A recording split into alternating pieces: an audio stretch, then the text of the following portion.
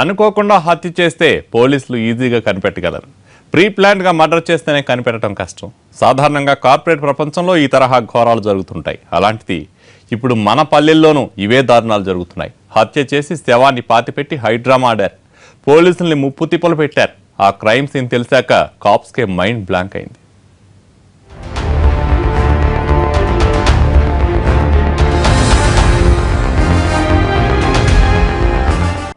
నమ్మి వచ్చినందుకు నయవంచన, అంతా ఒక్కటై ప్రాణం తీశారు. తీవ్ర కలకలం రేపిన హత్యోదంతం, దుర్మార్గుల చేతిలో బలైపోయిన వరలక్ష్మి. కృష్ణా జిల్లా నాగాయలంక ఉలిక్కిపడింది. ఊరంతా కలకలం రేగింది.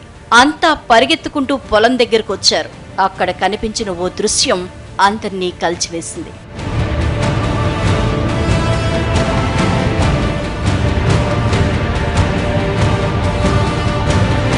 మూడు నెలల కిందట జరిగిందో దారుణం.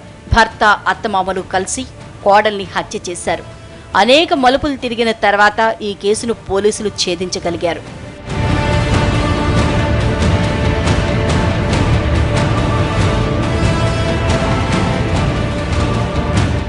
వరలక్ష్మి హైదరాబాద్ సెక్రటరియట్లో కాంట్రాక్ట్ ఉద్యోగినిగా పనిచేస్తోంది. ఆమెది శ్రీకాకుళం జిల్లా కండిస గ్రామం. కెమెరామ్యాన్ వంశీ 3 ఏళ్ల కిందట ప్రేమిస్తున్నానంటూ ఆమె వెంటపడ్డాడు. 2 ఏళ్ల కిందట ఇద్దరికీ పెళ్లైంది. 6 నెలల కిందట ఓ బాబు పుట్టాడు. అయితే వరలక్ష్మి అంటే అత్తమామలకు ఇష్టం లేదు. 2 ఏళ్లుగా వేధిస్తూ వచ్చారు.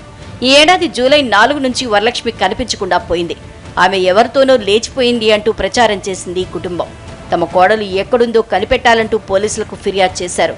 అయితే పోలీసులు సరిగా దర్యాప్తు చేయలేదంటూ వరలక్ష్మి తండ్రి హెచ్ఆర్సీని సంప్రదించాడు. చివరకు హెచ్ఆర్సీ ఆదేశాలతో పోలీసులు లోతైన దర్యాప్తు చేశారు.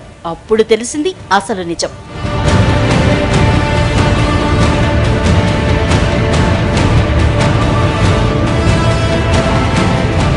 వరలక్ష్మి మామయ్య బ్రహ్మేశ్వరరావును గుచ్చిగుచ్చి ప్రశ్నించగా కోడల్ని తామే హత్య చేసినట్లు ఒప్పుకున్నాడు. జూలై 4న వంశీతో పాటు అత్త నాగపుష్పవతి, మామ బ్రహ్మేశ్వరరావు కలిసి వరలక్ష్మిని చంపేశారు.